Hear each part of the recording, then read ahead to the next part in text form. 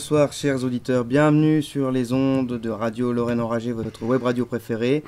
François-Xavier Consoli au micro, je suis aujourd'hui en compagnie d'un élu qui va nous parler de la ruralité, mais aussi de la commune, du rôle de la commune, qui est quand même l'entité politique la plus proche finalement des citoyens, puisque c'est celle à laquelle on a affaire en première instance. Je suis avec monsieur Claude Thomas. Monsieur Thomas, bonjour. Bonjour. Monsieur Claude Thomas, vous êtes président donc, de la communauté de communes Seille et Grand Couronné. Seille, Grand Couronné, on va dire au nord de Nancy. Ça représente une superficie et combien de communes à peu près? 42 communes. 42 communes. Donc 18 600 habitants. Voilà, donc quand même assez conséquent. Et vous êtes également donc, maire de Le Mans, donc une commune donc, de Meurthe-et-Moselle. Alors, monsieur Thomas, la commune aujourd'hui, le rôle de la commune en tout cas a été bouleversé depuis, on va dire, les années 80 avec le phénomène de ce qu'on a appelé la décentralisation. Pour faire simple, une transition des pouvoirs d'État, des pouvoirs décisionnaires aux collectivités locales. Et donc voilà, un transfert de compétences, la loi de Fer en 82, et puis après plusieurs qui se sont enchaînées. La dernière, c'est 2015, la loi NOTRe. La loi NOTRe. Donc sous François Hollande, et qui a notamment renforcé le pouvoir des régions. Renforcer le pouvoir des régions, élargit les intercommunalités, élargit les régions. Voilà. Tout ce bouleversement implique donc plus d'autonomie pour les régions, pour les communes, la création d'entités, parce que bon, en France, c'est dans le millefeuille politico-administratif, donc il y a maintenant les communautés de communes. Oui. Alors, comment la commune aujourd'hui agit, quels sont ses nouveaux pouvoirs, de nouvelles libertés, mais aussi des nouvelles responsabilités? Alors d'abord, il y a eu le vrai bouleversement, je pense, pour les communes, c'est depuis les lois de 92 autour de la création des premières intercommunalités.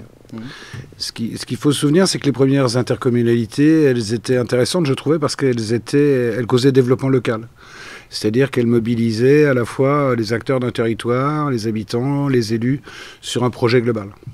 La différence avec aujourd'hui, c'est qu'aujourd'hui, on va de plus en plus vers des intercommunalités de services, où je trouve on positionne trop, du coup, les habitants en situation de consommateurs, plus qu'en situation d'acteurs. Ça, c'est un vrai problème, je trouve, pour l'avenir des communautés de communes, mais de fait pour l'avenir aussi de la démocratie, parce que quand on commence à placer les citoyens dans le rôle de consommateurs, c'est un peu grave pour la démocratie.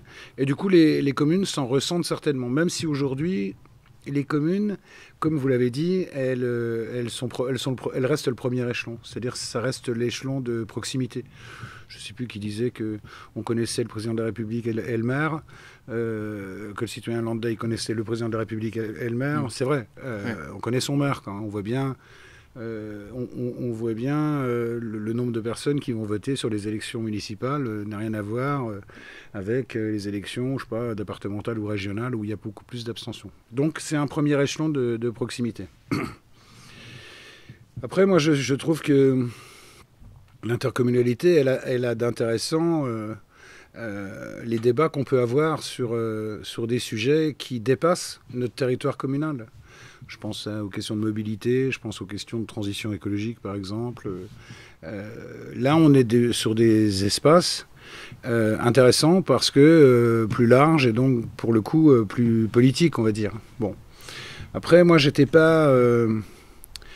plutôt un fervent défenseur de tout ce qui était coopération interterritoriale, c'est-à-dire que l'État mette en œuvre ou facilite la coopération interterritoriale plutôt qu'il l'agrandisse au travers d'une loi, la loi NOTRe, obligatoirement les intercommunalités et les régions. Je pense que c'est une erreur, l'agrandissement des régions. On voit bien les régions Grand Est. Ça n'a aucun sens, de mon point de vue. Ça a fait très polémique à l'époque, mais oui. Ce redécoupage. Oui, mais on le voit bien. Enfin, je veux dire, le risque d'espace trop grand, c'est qu'ils appartiennent petit à petit à du techno et qu'il soit moins politique. Parce que, vous savez, moi je suis allé dans des réunions organisées par la région, au fin fond des Ardennes par exemple, où j'avais 3 heures de route, 2 heures de réunion, 3 heures de route. Je veux dire, à un moment, le risque c'est de perdre petit à petit les élus.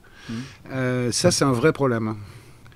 La grande région, elle a cassé aussi, ou elle tend à casser aussi, les organisations associatives où il y a des bénévoles qui, aujourd'hui, font des kilomètres et des kilomètres pour se retrouver, alors qu'ils étaient dans un espace plus réduit qui leur permettait de pouvoir continuer à être bénévoles, par exemple. Les intercommunalités, c'est pareil, qu'on a voulu absolument au-dessus de 15 000 habitants, la loi NOTRe, 2015. Je veux dire, je ne sais pas quel sens ça a aujourd'hui. Enfin, je ne sais pas en quoi c'était obligatoire d'agrandir absolument les intercommunalités. Je ne comprends toujours pas.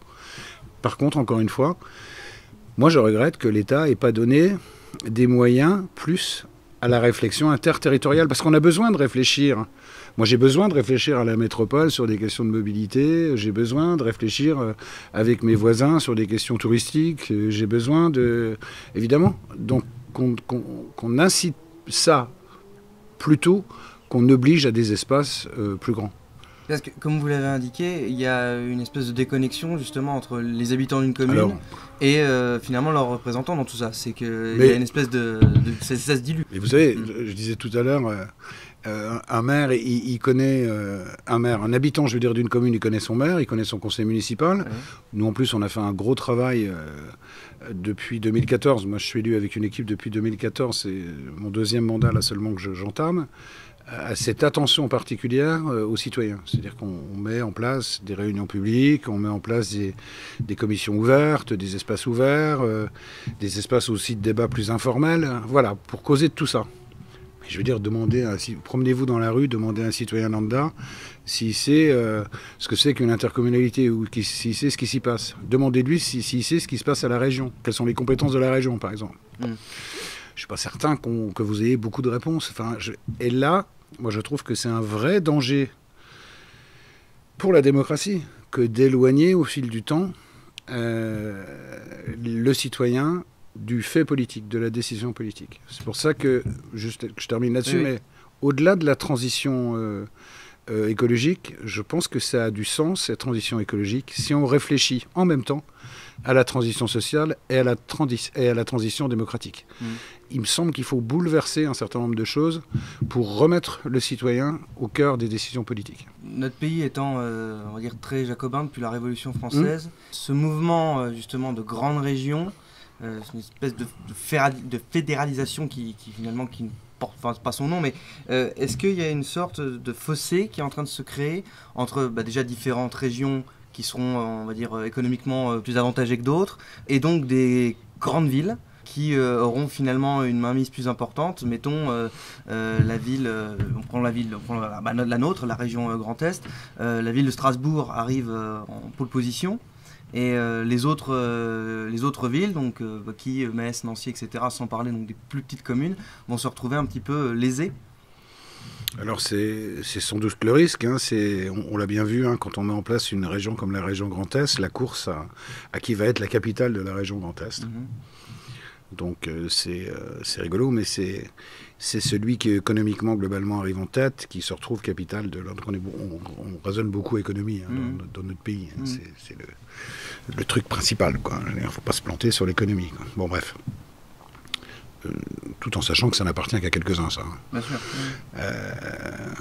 Quand vous dites bien sûr, tout le monde ne dit pas bien sûr. Bien sûr, mais sur notre radio, il y a des... oui, d'accord, oui. Nous rappelons les évidences, mais nous sommes d'accord avec les évidences. Oui, voilà. Enfin, donc, alors, sur les inégalités territoriales, oui, bien sûr qu'il y a des inégalités territoriales. Je veux dire, on le voit bien.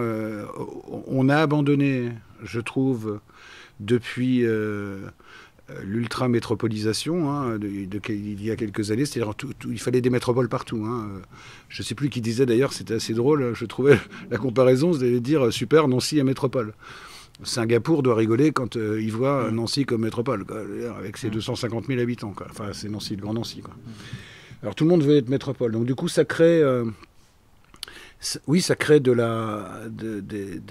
vraies différences de traitement, des vraies souffrances, y compris et en particulier dans le milieu rural, où on constate, dans le milieu rural en particulier, qu'on a abandonné depuis trop longtemps la question de l'aménagement global du territoire. C'est-à-dire, on ne doit pas, enfin, je ne sais pas, sur un territoire comme le nôtre, enfin, je parle du territoire national, je veux dire, on ne doit pas penser métropolisation, on doit penser aménagement global du territoire, rural, urbain. Alors, j'allais dire, peut-être que le coronavirus a fait réfléchir un peu quelques-uns sur cette question-là, parce que on constate avec ce phénomène tout d'un coup de pandémie que ça flambe au niveau de l'immobilier, en particulier sur le milieu rural. Parce que les gens se disent, waouh, si jamais ça recommence, si on a un coup dur comme celui-là, finalement, c'était plus confortable de le vivre en milieu rural qu'en milieu urbain. Donc ça peut changer les choses, parce que la question du travail, la question du télétravail, la question de l'accès à Internet partout et de façon égalitaire. Moi, je trouve scandaleux qu'aujourd'hui, en France, de la même façon que quand on sort de la Deuxième Guerre mondiale avec le Conseil national de la résistance, je veux dire, à un moment, on prend des décisions et on électrifie partout et on nationalise ces questions-là. Je ne comprends pas qu'on ne nationalise pas aujourd'hui ces questions d'accès à Internet, par exemple, que ce soit encore aux mains d'opérateurs privés qui font la pluie et le beau temps, qui disent là c'est dense, j'y vais, là c'est pas dense, j'y vais pas. Du coup, ça crée des inégalités territoriales terribles. Donc, je pense qu'il y a des choses qui bougent peut-être en ce moment. On rêvait à un après-coronavirus. Il en faudrait peut-être encore 2 ou 3 pour que ce soit plus fort encore, j'en sais rien, mais bon, je dis ça avec le plus grand respect que j'ai pour toutes les familles qui ont perdu des gens ou qui ont été malades. Hein. C'est pas ce que je veux dire évidemment, mais franchement, enfin, il y a à repenser l'aménagement du territoire globalement. C'est sûr. Bah, vous avez pris de l'avance, mais tant mieux. Le coronavirus, on l'a vu, beaucoup de gens, on va dire à Paris, mais dans les grandes villes, maintenant décident de retourner à la campagne. Il y a cette espèce d'effet boomerang où on avait un exode rural dans les années 60-70 et maintenant les gens reviennent à la campagne. Est-ce que ce retour à la campagne, ce qu'on appelle des néo-ruraux, est une bonne chose ? Puisque finalement ça va rebooster, redynamiser peut-être des endroits, des petites villes, des villes moyennes, voire des petites communes assez rurales, ou au contraire, ça va, comment dirais-je, pas être négatif, mais finalement le problème restera le même, parce que comme vous l'avez dit, on n'apporte pas les politiques qui normalement devraient être accompagnées de ça.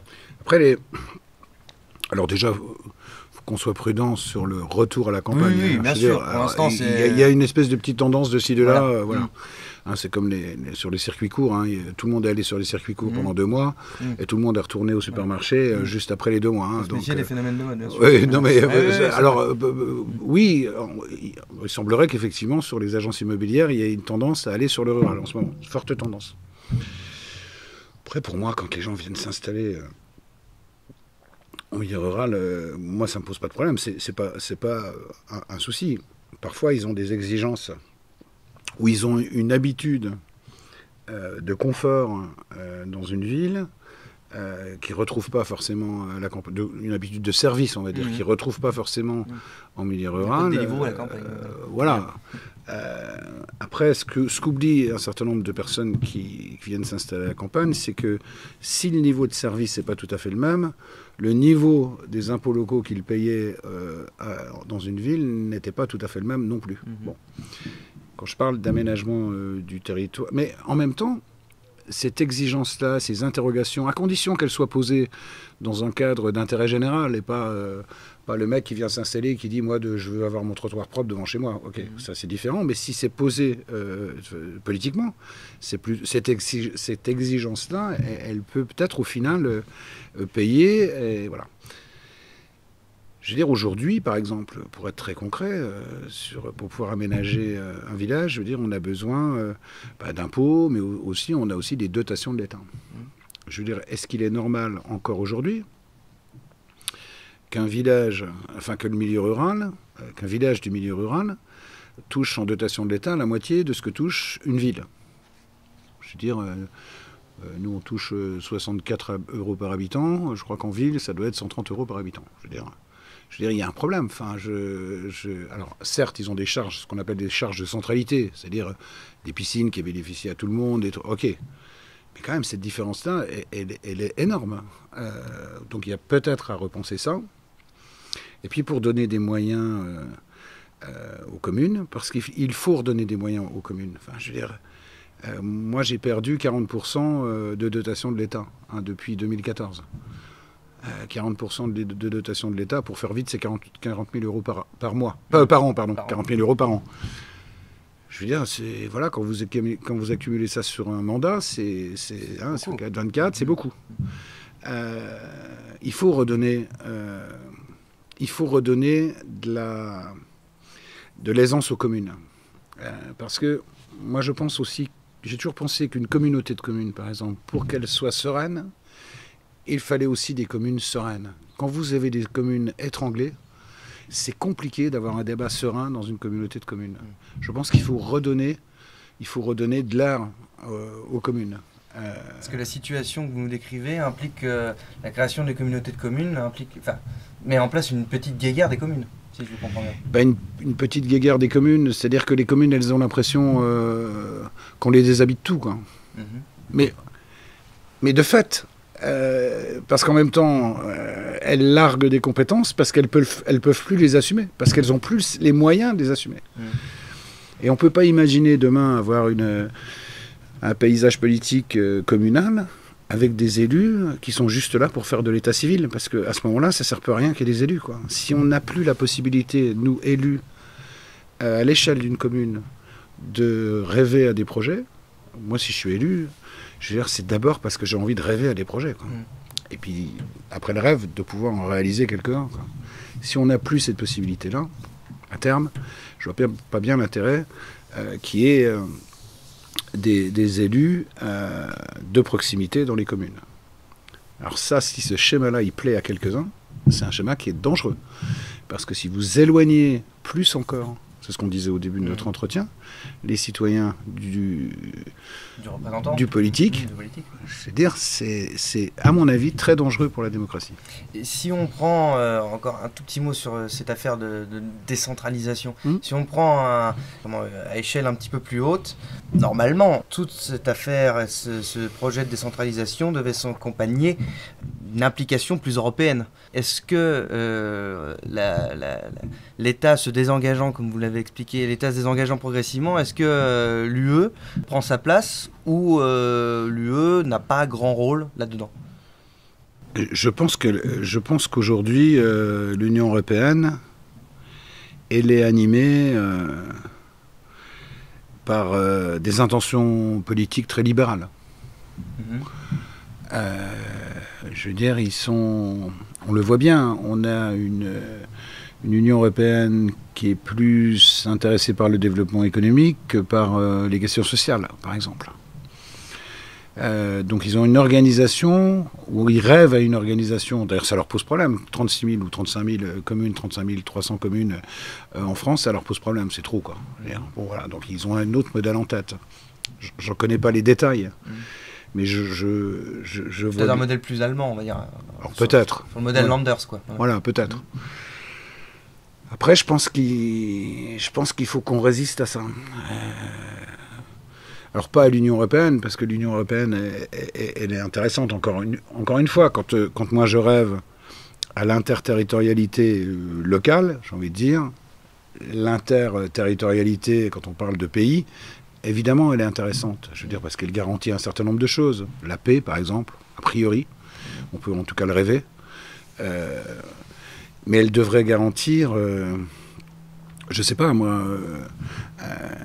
sur les questions sociales, on ne peut pas avoir une Europe qui, depuis des années, tire vers le bas plutôt que vers le haut. Enfin, je veux dire, quand je vois le niveau de salaire encore aujourd'hui des Roumains, le niveau de salaire des Polonais, mais je veux dire, on est dans du délire. C'est quoi cette Union européenne ? Comment ça se fait qu'on n'a pas un SMIC partout ? Comment ça se fait que... Enfin voilà, ça me pose problème. Après, ce que je voulais dire, alors l'Union européenne, je ne suis pas un spécialiste, pardon, mais voilà comment je le lis en tout cas. Après, sur la question de décentralisation, c'est-à-dire aujourd'hui, j'ai plus l'impression que l'État se débarrasse d'un certain nombre de choses. Le problème de l'État qui se débarrasse d'un certain nombre de choses, c'est que quand il se débarrasse de choses, les moyens ne suivent pas. C'est-à-dire, les permis de construire, par exemple, c'est un détail. Mais quand même, les permis de construire qui étaient... le service technique, c'est un service d'État. Aujourd'hui, on les a largués sur les intercommunalités. Moi, ça me coûte 150 000 euros par an. on a fait descendre, alors moi je trouve ça scandaleux, la GEMAPI, c'est la gestion des milieux aquatiques et la prévention des inondations. Vous voyez la responsabilité que je porte en termes de prévention des inondations en tant que président de la communauté de communes. C'est pareil, pas de moyens derrière. Enfin, je veux dire, on nous dit du jour au lendemain, voilà, vous porterez maintenant cette compétence. Moi, je trouve ça, alors là pour le coup, sur la question des milieux aquatiques, mais plus encore sur la question de la prévention des inondations, c'est... En plus, imaginez un cours d'eau, quoi. Autant les habitants, ils peuvent être attentifs à leur commune et à leur intercommunalité, ou en tout cas avoir une représentation de limite territoriale, mais un cours d'eau, lui, il ne s'arrête pas aux limites territoriales. Vous imaginez un peu la difficulté d'organisation par rapport à un cours d'eau. Alors on crée des syndicats, un syndicat aval, un syndicat amont, un syndicat entre les deux, un syndicat médian, et puis finalement on groupe les deux, puis finalement on s'engueule, donc on les sépare, après on remet les trois.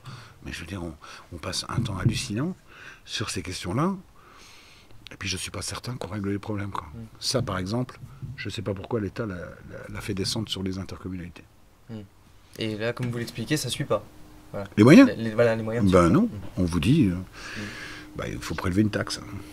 Mais je veux dire, encore une fois, ça me fait rigoler quand j'entends un gouvernement qui dit on n'augmentera pas les impôts, au contraire, on va baisser les impôts. Mais quand vous avez une politique qui consiste à vous décharger d'un certain nombre de charges ou de compétences, que vous les mettez sur les intercos, et je veux dire les intercos pour les assumer, qu'est-ce qu'elle va faire? Elle va augmenter les impôts locaux. Donc je veux dire, à un moment, de toute façon, l'habitant, il va payer tout ça, quoi. Donc il y a certains sujets sur lesquels ça peut être intéressant qu'effectivement, il y a un impôt local, parce que pour le coup, c'est très local. Mais sur la question des inondations, je veux dire... voilà. Donc... on fait comme on peut. Voilà. Ouais, on fait comme on peut.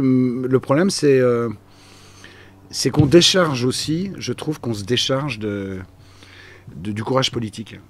Il y a un certain nombre de sujets qu'on... Parce que aller expliquer c'est compliqué d'expliquer pourquoi on augmente l'impôt local, quoi. Parce que sur votre feuille d'impôt, vous avez il y a une ligne commune, il y a une colonne commune et il y a une colonne interco. Oui, la colonne interco, elle va augmenter. Mais parce qu'on n'a pas le choix. On a de plus en plus de compétences, donc on va augmenter. Expliquer à un individu lambda, parce que vous avez agrandi, parce qu'il s'est éloigné du fait politique, lui, il n'en a rien à foutre, au final. Au bout d'un moment, vous l'éloignez tellement qu'au bout d'un moment, lui, il est sur les services. Il ne voit plus. En tout cas, il ne comprend pas le sens. Simplement, quand il reçoit sa feuille d'impôt, il dit « Oh la vache, ça a pris 5%. Là. Pourquoi ça a pris 5%? C'est scandaleux, machin. » Ben oui, mais transfert de compétences. Et on l'a bien compris, il y a un transfert de compétences et des moyens qui ne suivent pas. Est-ce que pour autant, la commune n'est pas, on va dire, l'espace politique de demain? Puisque on l'a vu, on l'a un peu évoqué avec cette histoire de Covid. Finalement, c'est aussi la logique dans le journalisme du kilomètre zéro, c'est que ce qui nous intéresse, c'est d'abord avant tout là où on vit. C'est là où on a nos habitudes, là où on connaît aussi les gens, ses voisins, son maire, etc. Et de plus en plus, on observe aussi, sans d'ailleurs que ce soit finalement un phénomène de mode, c'est une consommation plus raisonnable, plus locale, où on dit tant qu'à faire, je préfère manger moins mais mieux. Je préfère acheter dans le coin plutôt que d'acheter quelque chose qui vient de l'autre côté de la terre. Est-ce que la commune n'est pas justement cet espace-là, on pourra organiser, alors ça se fait déjà, mais en tout cas pour demain, de façon plus générale, n'est pas cet espace où on pourra organiser, un réseau de distribution de viande, de légumes, etc. Alors, vous savez, moi, ma formation, c'est dans l'éducation populaire. D'accord? Moi, avant d'être élu, et je milite toujours d'ailleurs dans des associations, et en particulier des associations d'éducation populaire, qui consistent à être dans une espèce de formation permanente. Donc oui, la commune, c'est aussi un espace de formation permanente. C'est-à-dire que c'est aussi un espace où un élu, il a le devoir, je pense, à l'intérieur de son équipe, mais au-delà, c'est-à-dire à l'intérieur de son village, de faire ce qu'on appelle la formation permanente. C'est-à-dire de se positionner en permanence en animateur qui permettent de rassembler, de se cultiver, de s'enrichir du propos des autres et de co-construire des choses. Donc oui, c'est un espace je continue à penser que c'est un espace de proximité qui est indispensable pour ça aussi. Moi, c'est ce que je trouve génial. Moi, je dis toujours, un maire, finalement, il ne fait pas grand-chose. Hein. Il est juste attentif à mettre en relation les gens les uns avec les autres. Et ce que je trouve génial, quand on réussit à réunir des gens, c'est leur capacité à construire des choses, et à inventer des trucs, à créer des trucs. Et à partir de là, je veux dire, voilà, on recueille du projet, on recueille des intentions, et puis on y va. Donc oui, la commune, elle est un espace important encore une fois, alors parce que elle est de proximité, de création, de rencontres, d'animation. Et du coup, j'ai perdu le fil sur la question que vous vouliez. Du coup, est-ce que la commune, finalement, c'est l'espace politique de demain ? Puisque ça prend du pouvoir, mais est-ce que vis-à-vis de l'État, bon, il n'y aura jamais une scission vis-à-vis de l'État, c'est pas ça, mais en tout cas pas dans ce cadre-là, mais est-ce que la commune n'est pas l'espace dans lequel culturellement, même d'un point de vue alimentaire, on va s'organiser? Alors oui, peut-être. Je ne sais pas ce qu'elle sera là. Je ne sais pas bien ce que sera demain, mais en tout cas, je pense qu'on a une démocratie qui est fragile aujourd'hui. Et je pense que la commune, en tout cas, elle est un premier espace de démocratie participative ou quelque chose de cet ordre-là. En tout cas, parce que moi, je suis très inquiet, en milieu rural en particulier, du vote extrême. Quand je dis vote extrême, c'est vote d'extrême droite. Hein. C'est qu'il y a quelque chose qui dysfonctionne. Je pense pas qu'il y ait... Alors dans mon village, c'est pas trop le cas, mais dans certains villages hallucinants où je vois 45% de gens qui votent à l'extrême droite, je me dis mais c'est pas tous des fachos, c'est pas possible quoi. Enfin. Mais qu'est-ce qui dysfonctionnerait par rapport à ça, d'après vous? Mais je pense que ce qui dysfonctionne, c'est ce qu'on disait au fil de notre conversation, c'est que on a des gens qui comprennent plus rien aujourd'hui et qui sont complètement qui votent sur la déclaration, qui se laissent embarquer dans des propos populistes. Quoi. Ça, à mon avis, je veux dire, quand on a des militants syndicaux, parce que c'est ça aussi qu'on vit depuis 30 ans, hein, c'est la dépolitisation et la désyndicalisation. C'est-à-dire que depuis les années 80, hein, quand on est arrivé avec l'arrivée de la gauche au pouvoir, je veux dire, c'est hallucinant. On a eu l'impression que tout s'arrêtait. Quoi. Et on voit depuis cette époque-là un désengagement militant, qu'il soit syndical, politique, même associatif. Je veux dire, quand vous avez une société où vous avez des gens qui sont au fait, qui sont exigeants parce qu'ils sont instruits, entre guillemets, quand je dis instruits, c'est pas 15 ans d'études, mais un militant. Je veux dire, on a une autre démocratie, quoi. Mais si je suis ce que vous dites, c'est pas imputable à l'extrême droite, ça, c'est imputable à la gauche? Ah mais c'est imputable à tous les... Attendez, c'est imputable à toutes les formations politiques et à toutes les formations syndicales. Moi, je trouve que dans les formations politiques aujourd'hui, on a abandonné la question de la formation depuis trop longtemps. Dans les mouvements syndicaux, on a abandonné la question de la formation depuis trop longtemps. C'est-à-dire qu'on fait du clientélisme. Hein. C'est-à-dire que, moi j'étais un site, hein, j'avais des syndicats qui venaient me voir en me disant, écoute, si tu viens chez nous, t'auras le poste que tu voudras. On est dans du délire. Hein. Quand on commence à causer comme ça et qu'on cause de plus en plus comme ça devient grave. Après, donc, quand vous avez moins de militants dans un espace, je veux dire, le pouvoir, il appartient à quelques-uns. C'est ma lecture. Hein. Et forcément, la réflexion, elle s'appauvrit. Aujourd'hui, on a à refaire partout où c'est possible, dans les organisations politiques, dans les organisations syndicales, dans nos communes, dans nos associations, à redonner du sens à ce qu'on fait et à s'interroger, encore une fois, sur l'engagement de demain. C'est-à-dire à refaire du militant, je suis désolé, à refaire du citoyen. Et c'est ça qui, à mon avis, sera la garantie d'une démocratie vivante et plus intelligente encore, je crois. D'accord. Enfin, c'est mon point de vue. Hein. Est-ce que finalement le népotisme que vous décrivez n'est pas est à la fois une affaire autant de droite que de gauche, et que la façon de s'inscrire dans sa commune, de faire des projets associatifs, etc., écologiques, ne s'inscrivent pas, en tout cas dans un schéma partisan de droite ou de gauche, quoi. L'important, c'est dans le schéma partisan. Dans le schéma partisan, droite ou gauche, quoi. Pardon, j'ai pas compris la question. En gros, est-ce que il est nécessaire d'être soit de droite, soit de gauche pour faire quelque chose d'intelligent? D'intelligent, j'en sais rien. Moi, je crois beaucoup Pour moi, la démocratie, elle doit s'appuyer sur du débat et du conflit. Je me souviens, j'avais fait quand j'avais fait ma spécialisation d'Institut, j'avais écrit un truc sur le conflit socio-cognitif. C'est-à-dire, je trouvais que c'était intéressant dans une classe. Les lectures à l'époque m'avaient beaucoup apporté dans une classe de créer du conflit. Mais du conflit, il ne s'agit pas d'organiser une baston, hein, c'est pas ce que je suis en train de dire. Mais en tout cas, de créer du débat, parce qu'on n'aime pas trop le mot conflit, pour faire avancer les choses.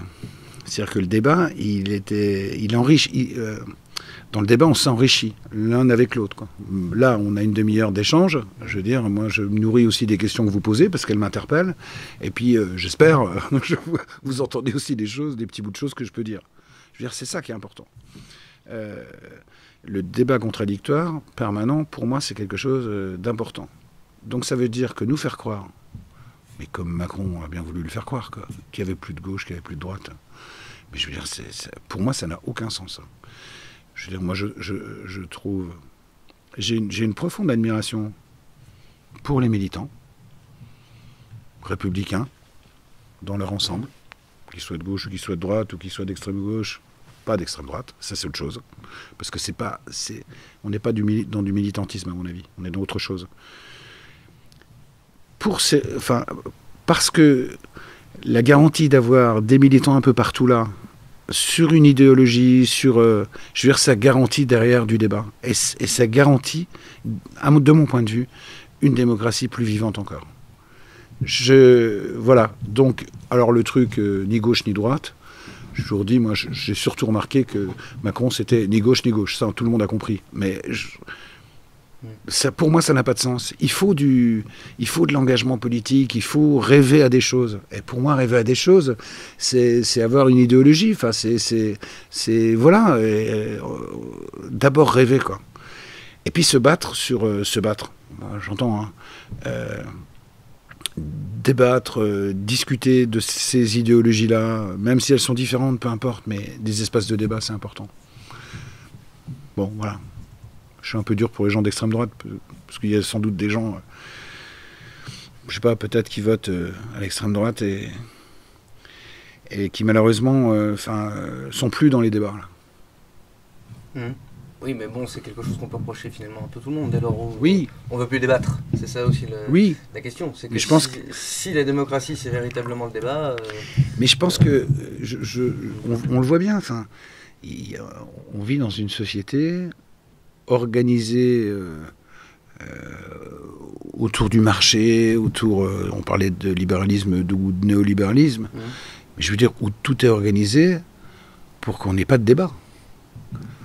Enfin, vous qui avez fait une école de journalisme, moi, quand je regarde les infos... Il n'y a pas de débat dans les écoles de journalisme, ça je le précise. Je sais pas, mais quand je regarde, ou quand j'écoute la radio, y compris, je sais pas, France Inter, mais je me dis, mais... ça m'étonne, quoi. On n'a plus de débat, on n'a plus des journalistes qui sont en posture d'investiguer des choses, mais je veux dire, je suis toujours étonné de la pauvreté aujourd'hui, dans le champ médiatique par exemple, du débat. En même temps, quand on sait à qui appartiennent globalement les médias, je veux dire, on comprend qu'on est dans une organisation de société où on n'a pas intérêt, en tout cas pour ceux qui dirigent, où on n'a pas intérêt d'avoir une société trop intelligente, parce que je suis persuadé que l'échange et le débat, ça crée de l'intelligence collective. Bien, nous terminerons sur ces bonnes paroles. J'espère que les auditeurs réagiront, qu'ils soient d'accord ou pas d'accord, surtout s'ils ne sont pas d'accord, parce que justement, si on veut le débat, dites-le si vous n'êtes pas d'accord. Merci, Monsieur Thomas, pour cet entretien. Merci à vous. Et comme d'habitude, chers auditeurs, je vous invite à mettre un petit pouce bleu, à partager cet entretien. Vous le savez, la vie commence toujours demain. C'était François-Xavier Consoli pour Radio Lorraine Enragée. À la prochaine.